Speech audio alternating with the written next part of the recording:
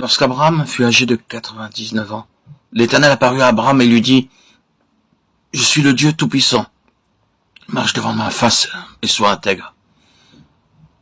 J'établirai mon alliance entre moi et toi, et je te multiplierai à l'infini. » Genèse 17, 1, 2. Abraham et sa femme ressemblaient à des arbres desséchés. Il a dû alors croire que, quoique avancé en âge, ainsi que sa femme, Dieu pouvait honorer sa promesse et leur donner un fils.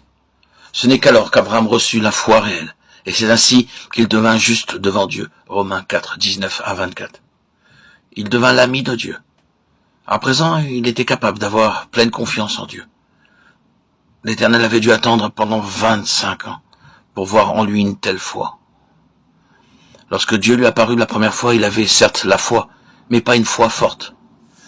C'est par la foi qu'Abraham, lors de sa vocation, obéit et partit pour un lieu qu'il devait recevoir en héritage, et qu'il partit sans savoir où il allait. Hébreux 11, 8. Aussitôt, il obéit à Dieu, quitta son pays, ses parents et ses amis, et se rendit dans un pays lointain et nouveau. Bien que cela lui demandât un grand sacrifice et beaucoup de foi pour obéir de la sorte à Dieu, l'Éternel n'était pas satisfait. Pas à pas, Dieu préparait Abraham en vue d'une plus forte foi. À présent, il était très vieux et sa femme aussi, trop vieux pour avoir des enfants.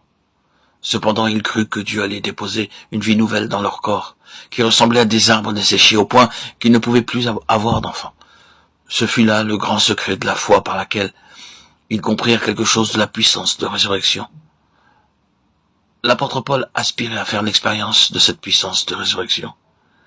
Bien que Dieu eût agi puissamment par son moyen et qu'il eût fait maintes miracles au cours de son ministère durant les années passées, il disait à un âge avancé, « Je regarde toute chose comme une perte, afin de connaître Christ et la puissance de sa résurrection. » Philippiens 3, 8, 10.